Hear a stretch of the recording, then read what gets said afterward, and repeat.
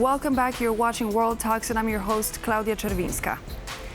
Just as promised, we are back in our studio to talk more on the subject of the meeting between Prime Ministers Tusk and Fiala. And for that, I am joined by my next guest, Jan Culik, Senior Lecturer in Czech Studies at the University of Glasgow. A very good morning. Hello. So, hello. Yes. We're having some extra guests joining us today, I suppose. Yes, sorry, that's fine. Okay, go on. So, especially now with the ongoing war in Ukraine, during very volatile times here on the continent, in particular for European Union, the cooperation between and friendship between Poland and Czech Republic, why are they important? Well, I would say that they are important for strategic reasons, and of course, the relations between the Polish government and the Czech government are currently extremely good. And one thing that you didn't mention in your introduction is that these relations have been strengthened also as a result of the recent catastrophic floods in the south of Poland and, of course, in the north of Moravia. I'm very happy you're mentioning it now. The Czechs have been very grateful for the help that they received from the Polish side. And, of course, with global warming, this may happen more often. And it has been really, the Czech side has been really appreciative. And one of the things that the debates also in Prague concentrated on was strengthening of the cooperation of the special forces, the military, for any such possible kind of catastrophes in future. So, and of course, with foreign policy, yes, both Poland and the Czech Republic are absolutely aligned. They are absolutely supportive of the need to support Ukraine, to put a barrier against Russia's aggression. This is all very good. However, I would say a word of warning. Fiala's government in the Czech Republic isn't particularly kind of stable. I don't know whether your Polish viewers are aware of that, but Fiala's government is a kind of right-of-center coalition, and they had a single, slightly centrist or left-of-center party, the so-called Pirate Party, and recently there was a kind of scandal which has really weakened Fiala. Namely, he kicked out that Pirate Party from his government, allegedly because the Pirate Party wanted kind of to curtail corruption in some kind of government contracts. I don't want to give you details. But the problem is also, recently in the Czech Republic, there have been local elections, and they show, this is the countryside, you know, that actually various populist parties, and especially Andrej Babiš's party ANO, is really strengthening. And there's going to be a general election next year in the Czech Republic, and it is very likely that Babiš's populist party will win. So what would happen with this absolutely brilliant collaboration?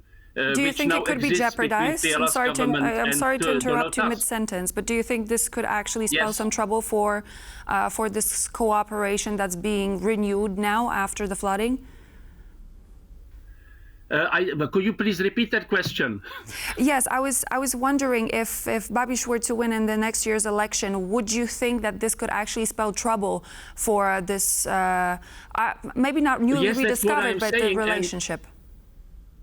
This is what I'm saying, especially in relation to Russia and to the relation with Putin's war with Ukraine, because Babiš is making various very sort of questionable noises.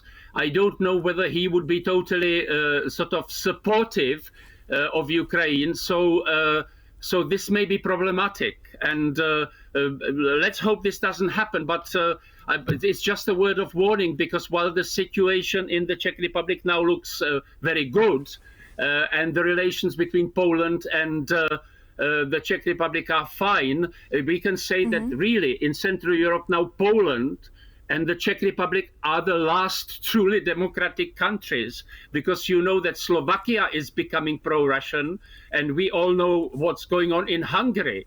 And there's a danger that Babiš next year might join them. This is definitely something to keep in mind and something to have at the back of our heads. But let's focus on the now, because this meeting has taken place. Yes. There are some further plans that are going to follow. And I wanted to ask, what are the tangible results of this meeting? Are there any particular projects that were initiated or pushed forward? What's changed since July last year when the meeting took place with the former representative of the Polish government? Well, in the first place, it is interesting how extensive this meeting was. I think Poland sent about 26 people, 26 specialists who actually met their Prague specialists in Prague. And obviously there is cooperation in the military. There's supposed to be cooperation about nuclear energy. But again, there are critics in the Czech Republic whether actually Fiala's drive to build new nuclear power stations is actually realistic. Some critics are saying that this will be incredibly expensive and it'll take many years to basically build. So we don't know. What is interesting is I think that Poland and the Czech Republic have actually expressed dissatisfaction with the move of Germany, which has now started these border controls. I know they are not 100%, they are on and off, but nevertheless, these border controls on the border of Poland with Germany, and that is absolutely against any rules. I know that in emergency, Germany can do this, but actually, both Poland and the Czech Republic are in Schengen, and this shouldn't happen. And then there is this issue of irregular migration. I don't know whether they have done anything concrete about this, but of course the European Union is now turning into what it's called Festung Europa, and is wanting to sort of block the arrival of asylum applicants. So we will see whether anything will happen there. And there is also one very controversial issue between Poland and the Czech Republic, and that is the mine in Turu. This was actually my next question for you. This was the Turu, the issue of the Turu mine, and the case around it was actually something that I wanted to talk about. So, what's your opinion on this? How are Poland and Czech Republic going to troubleshoot this issue? Well, again, as a result of these negotiations, apparently, Poland has done quite a lot to compensate the Czechs. On the Czech side, I mean, there has been really quite a lot of critical voices, basically saying that the argument that Fiala has sort of concluded with the Polish side isn't sufficient. You know that the Czechs who live right on the border are complaining that basically that mine has deprived them of water. So that basically wells in that village and basically sources of drinking water have disappeared, and that they really want proper compensation, and they are pushing on Fiala to actually sort this. But I don't know whether it is sortable, because obviously the mine is a mine. But nevertheless, this agreement, this sort of, it was mentioned at the press conference that actually the Czech side really appreciated all the compensation that the Polish side is giving to the Czech side for the Turów mine, and we will see whether the local people will be satisfied with this. Definitely something to focus our attention to, especially when it comes to energy, because we know that Europe is struggling since the full-scale invasion of Ukraine with its energy sources, and this possible nuclear cooperation between Poland and Czech Republic could be something that would push us forward when it comes to obtaining more sustainable sources of energy, and possibly could lead to some sort of solutions. But since since we're coming to the end of our time here, I wanted to ask you, because I know that Prime Minister Donald Tusk has said that on Saturday after this meeting, he will unveil Poland's new long-term modern migration strategy. And he added that it's going to be a proposition for all the European Union. What do you think this proposal could include? Because we know that Mr.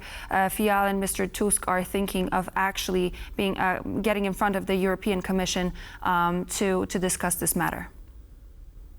Well, I know that there isn't only a problem in the West, but there is a problem on the Polish-Belarusian border. And I know that there have been critics in Poland who have been saying that actually, obviously, there was the previous government of the Law and Justice Party, which had a controversial policy. I know that Belarus is being nasty because they are kind of pushing those asylum application to Poland and to the European Union, to trying to destabilize the situation. They're weaponizing. But on the other hand, people. I have also heard that people have been killed by the Polish side on the Belarusian Polish border. So it is really a serious problem, and it may be that Donald Tusk is going to want to propose something to the European Union to solve this problem. I don't mean to be disrespectful, but you mentioned Yes. that there are people killed on the border. We also heard from Prime Minister Donald Tusk, who said that there are also casualties, and we heard of one only but a few months ago who was killed at the hands of those migrants on the border as well. So it's a double-edged sword, and it's a problem that is it's multidimensional. So we cannot just generalize it. Yes, of course, but I am just mentioning it because it's a serious problem that needs to be solved, and Tusk will obviously present this because this is the primary problem of Poland to the European Union in its proposal, I would say. Definitely. Thank you so much for joining me today. Jan Culik, Senior Lecturer in Czech Studies from the University of Glasgow. My pleasure. Thank you. Bye-bye. And so this would be all for now here on World Talks. My name is Klaudia Czerwińska. Please remember to stay tuned here on TVP World for more news and features, and I'll see you very soon.